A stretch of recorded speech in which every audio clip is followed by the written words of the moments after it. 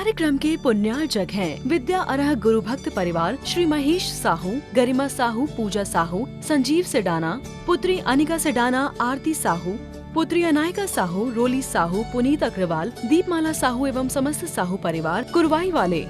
मातेश्वरी श्रीमती सुशीला जी, पुत्र श्री शैलेंद्र, रेखा जी, संदीप, उषा, सम्यक सचिन, सुधांशु, समस्त सांगानेरिया परिवार।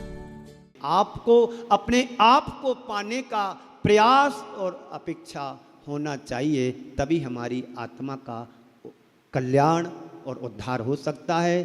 तो आज जहाँ हो और आज से पहले अपने बचपन को हम याद करते हैं तो हम पाते हैं चाहे बड़ी हैं या घटी हैं। बोलो, बचपन में हमारी इच्छाएं कुछ भी नहीं थी, आज इच्छाएं बड़ी हैं। बचपन में कोई चाह नहीं थी, आज हमारी चाह बड़ी हैं, अपेक्षाकृत बड़ी हैं, घटी नहीं हैं। उत्तर आता है चाह बड़ी हैं, घटी नहीं। संत कहते हैं बचपन में तुम्हारे मन में चाह क्या थी और आज क्या है। आज बच्चों की चाह क्या है? अच्छा पति मिले, अच्छी जॉब मिले, अच्छा घर मिले, अच्छा पैकेज मिले। बचपन में तो कुछ पता नहीं था क्या मिले क्या ना मिले।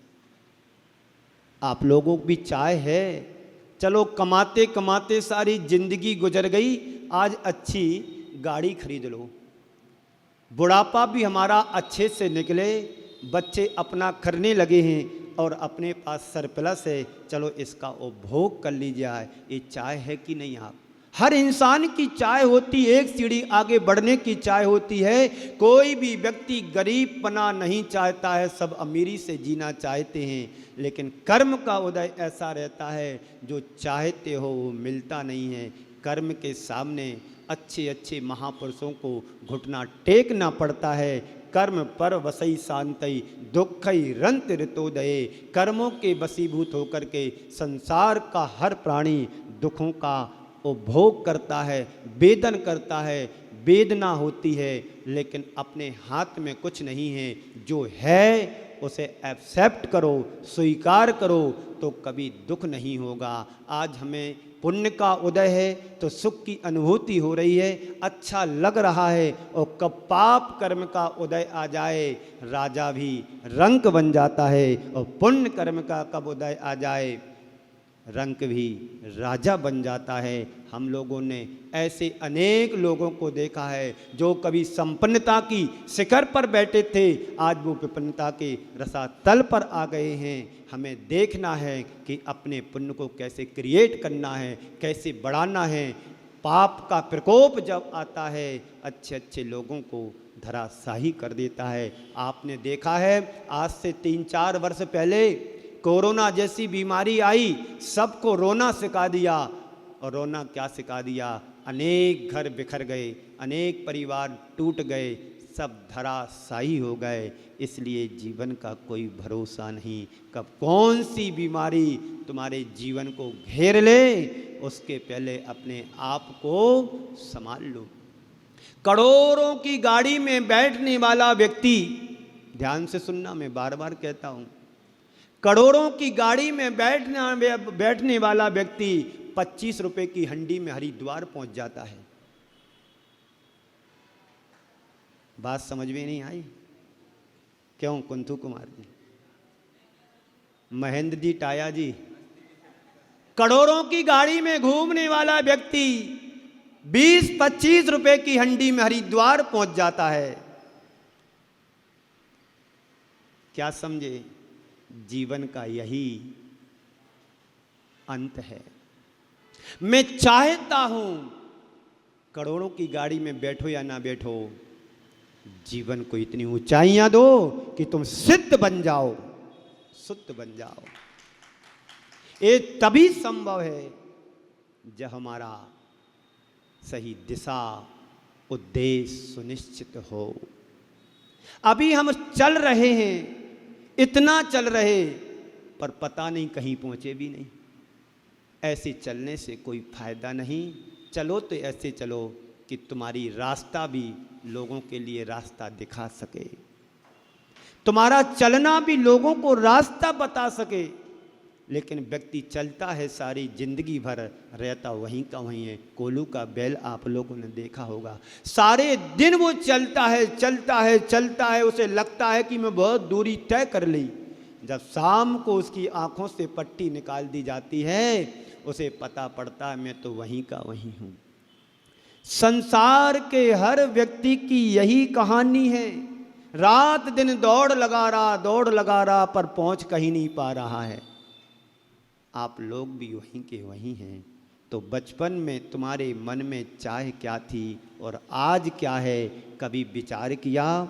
एक समय था जब हमारी इच्छाएं सीमित थीं, जैसे जैसे व्यक्ति की उम्र बढ़ी चाह भी बढ़ती गई। जब मेरे पास कुछ नहीं था, एक किराए के छोटे से घर में रहा करते थे, नौकरी से अपनी करियर की शुरुआत की, सोचा अच्छा मकान बन जाए, अच्छा घर बन जाए। जैसे तैसे मेहनत करके एक छोटा सा घर बना लिया। मकान बनाने के बाद विचार आया, मकान तो बना पर अभी छोटा सा 15 बाई 30 का ही बना। इतना ही प्लाट होता है, बड़े बड़े भी होते हैं, छोटी सी शुरुआत में कर रहा हूँ। 15 बाई 30 का है, इसमें बढ़िया फर्नीचर लग जाए और थोड़ा व्यवस्थित हो जाए। धीरे धीरे इच्छाएं बढ़ती जा रही हैं। अभी गली मोहल्ले में हैं, मैं चाहता हूँ अशोकनगर के पॉश एरिया में कोई अच्छा सा 80 बाई 100 का प्लाट मिल जाए, वहाँ पर अपना एक छोटी सी झोपड़ी बना ली जाए। आप लोग कहेंगे सत्संग करने आएंगे, महाराज बड़ी सी झोपड़ी बनाओ, हम भी सत्संग करने के लिए आए। मुझे क्या बनाना है, ये बने बनाए हमारे पूर्वजों के हैं, यहीं रह कर के अपना धर्म ध्यान करना है। ये उदासीन आश्रम है, मुझे उदासीन आश्रम के नाम से यहाँ पर भी उदासीनता ही दिख रही है। कल किसी ने पूछा महाराज जी कहाँ पहुँच गए, मैंने कहा उदासीन आश्रम में। कैसा लग रहा? मैंने भैया नाम तो उदासीन है पर बिल्डिंग भी उदासीन के रूप में बनी हुई है, ऐसा लग रहा है। तो होता है, कहते थोड़ा पॉश एरिया में चला जाऊं तो अच्छा होता, छोटा प्लाट है, बड़ा हो जाए तो अच्छा हो जाए। अभी गांव में है, ज़रा बड़े शहर में पहुंच जाएं तो कितना अच्छा होगा। जिंदगी भर चलता रहता है। बोलो चल रहा कि नहीं चल रहा? बहुत से लोग यहाँ पर भिंडर से आए, कोई सुलंबर से आए, और यहाँ वाले बॉम्बे और पुणे और बेंगलोर और दिल्ली और पता नहीं कहाँ कहाँ की शहरों की गलियों में घूम रहे हैं। इतने बड़े बड़े घर में देख कर के आया हूँ, पूरा नागदा नरसिंहपुरा समाज के जैसे बड़ी बड़ी। तुम्हारा मंदिर तो छोटा लग रहा है।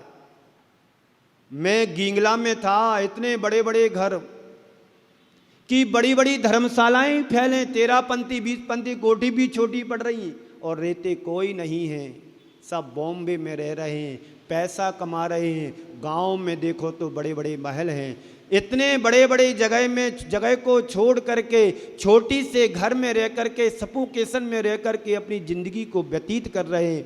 मैं उन लोगों से कहना चाहता हूँ, आप पुरानी अपनी दुनिया में लौट करके आओगे, जो सुकून तुम वहाँ नहीं पा पाओगे वो सुकून अपने घर में है। इस रोटी के कारण व्यक्ति अपना देश छोड़ देता है। आपने नाम पिक्चर का गाना सुना होगा, चिट्ठी आई है वतन से, चिट्ठी आई है, आजा आजा लौट के, अपने घर में भी रोटी है, आजा लौट के, ओ परदेश को जाने वाले, आजा आजा अपने घर में भी रोटी है। ये आप लोग गाना सुनते हो, गाना को सुनो, आप फिल्मी दुनिया में मत जाओ, उसके सिद्धांत और भावों पर ध्यान रखो। संतोष आनंद ने गजल लिखी है, गीत लिखा है, अभी सुनाऊंगा जब मेरे को याद आ जाएगा। बड़े सुंदर उनके भाव हैं। उन भावों को यदि तुम अध्यात्म घटाओगे तो बड़ा आनंद आएगा। तो सारी जिंदगी व्यक्ति सिलसिले बिठाने में निकाल देता है। यहां पर भी कुछ लोग बैठे होंगे, चल रहा है, बस चल रहा है। कुछ अच्छा हो जाए तो कितना अच्छा होगा। एक जैन हैं, ब्रह्मचारी बन गए, वो उदयपुर के रहने वाले, अहमदाबाद में रहते हैं। हाँ, अब वो दिल्ली सिकरजी में रहने लगे। उनको मैं 25 साल से देख रहा हूँ। बड़ा मेहनती व्यक्ति है, अपनी जेब से बना जितना पैसा लगाया, गुरुदेव के आशीर्वाद से बड़े बड़े केस जीत करके लाया। ऐसे लोग भी हैं जो अपने लिए नहीं परमार्थ के लिए जिंदगी जी रहे हैं। और हम लोग हैं, उनमें कुछ लोग हैं जो अपने लिए जीते हैं, कुछ लोग हैं अपने बालों के लिए जीते हैं, और कुछ लोग हैं खींचतान की ज़िंदगी पूरी करते हैं। अब आपको देखना है कि हम किस क्वालिटी के जीवन में जी रहे हैं। सारी जिंदगी इसी खींचतान सिलसिले में व्यक्ति गुजार देता है। जिंदगी पूरी हो जाती, उसकी रिक्वायरमेंट एक भी पूरी नहीं होती, इच्छाएं पूरी नहीं होती, जीवन पूरा हो जाता है। आज यहाँ खरीदूंगा, कल वहाँ बनाऊंगा, आज ऐसा करूंगा, कल वैसा करूंगा, पर होता कुछ नहीं है। जब समय आता है तब हो पाता है। कहते समय बदलते सब कुछ बदल जाता है, स्थान बदलते सब बदल जाता है। बस नज़रिया सही रखिएगा। हमेशा अपने साथ औरों की भी सोचने का प्रयास करें, जीवन आगे बढ़ेगा। पैसा भी बढ़ सकता है और बढ़ता है। आज यहाँ पर तुम देख रहे हो जितने बेटे सब श्रेष्ठी परिवार हैं, कोई कमज़ोर नहीं है, सब संपन्नता की शिखर पर बैठे हुए लोगों में से हैं। महेंद्र जी, टाया जी, कुंथू कुमार जी, ये तो अध्यात्म के शिरोमणि कहा तो कोई बुरी बात नहीं है। और ये धनाढ्य परिवार से हैं, धन की संपन्नता की शिखर पर बैठे। लक्ष्मी भी चाहिए और श्री भी चाहिए, दोनों के बिना कुछ होने वाला नहीं है। तो श्री वाले तो वो बैठे और अध्यात्म की लक्ष्मी वाले हमारे पास में बैठे। मैं चाहता हूँ यहाँ ना बैठ करके बाजू में तख्त पर बैठें तो जीवन का आनंद कुछ और भी है। मैं चाहता हूँ जीवन के अंतिम पड़ाव पर आप 75 वर्ष के लगभग हो गए होंगे, 76, 75,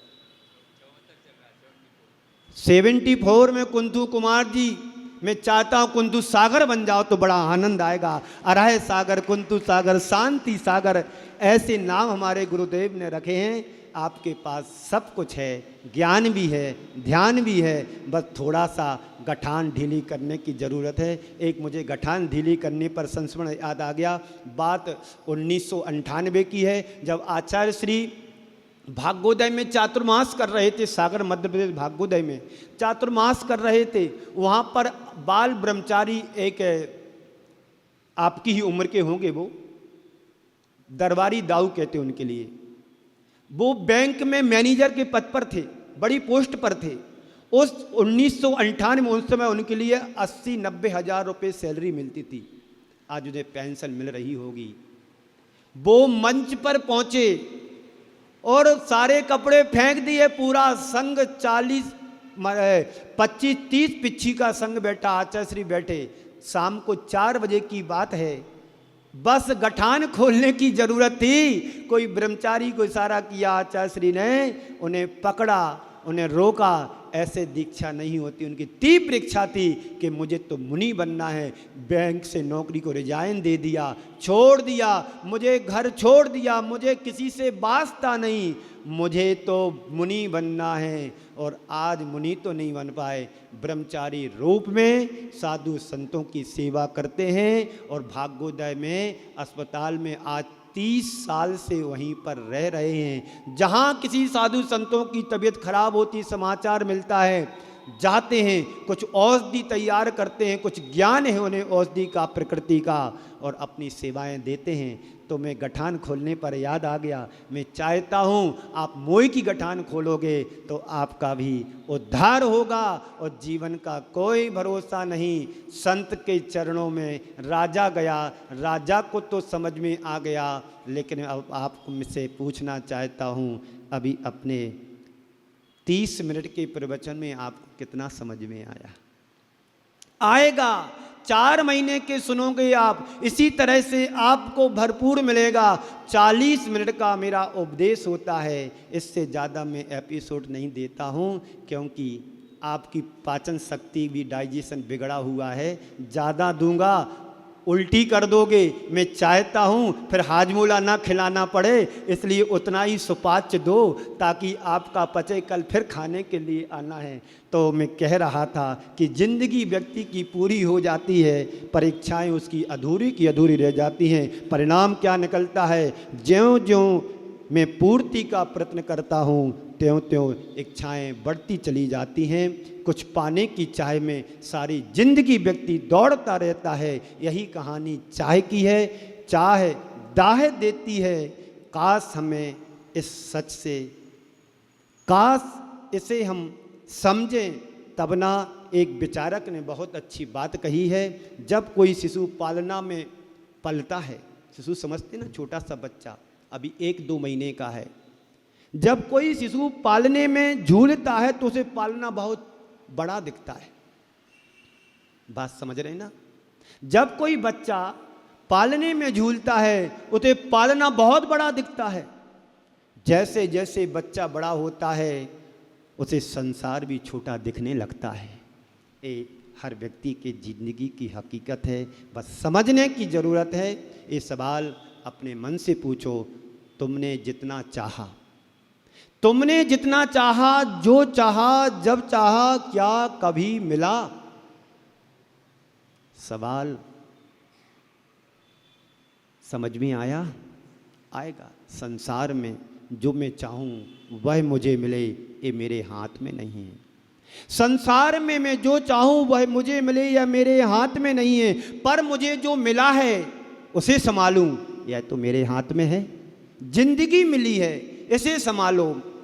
कैसे संभालना? कल मैंने कहा था, गुनगुनाते हुए जीना है कि भुनभुनाते हुए जीना, रोते हुए जीना है कि मुस्कुराते हुए जीना, कि हंसते हुए जीना है।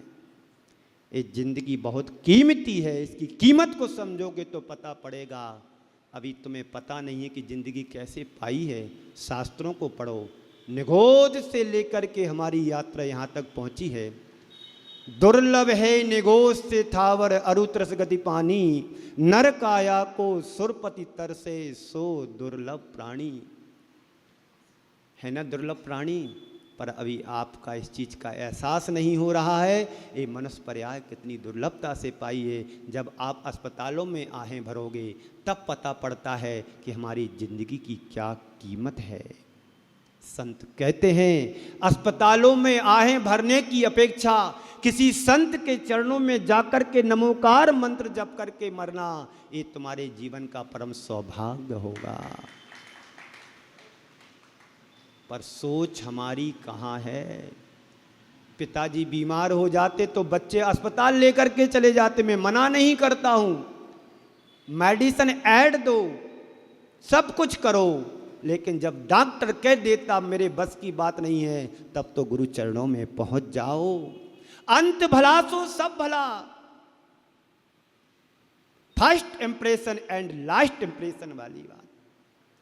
प्रारंभ यदि अच्छा करोगे तो अंत भी अच्छा होगा। इस कार्यक्रम के पुण्यार्जक थे विद्या अरह गुरु भक्त परिवार श्री महेश साहू, गरिमा साहू, पूजा साहू, संजीव सेडाना, पुत्री अनिका सेडाना, आरती साहू, पुत्री अनायका साहू, रोली साहू, पुनीत अग्रवाल, दीपमाला साहू एवं समस्त साहू परिवार कुरवाई वाले। मातेश्वरी श्रीमती सुशीला जी, पुत्र श्री शैलेंद्र, रेखा जी, संदीप, उषा, सम्यक सचिन, सुधांशु, समस्त सांगानेरिया परिवार।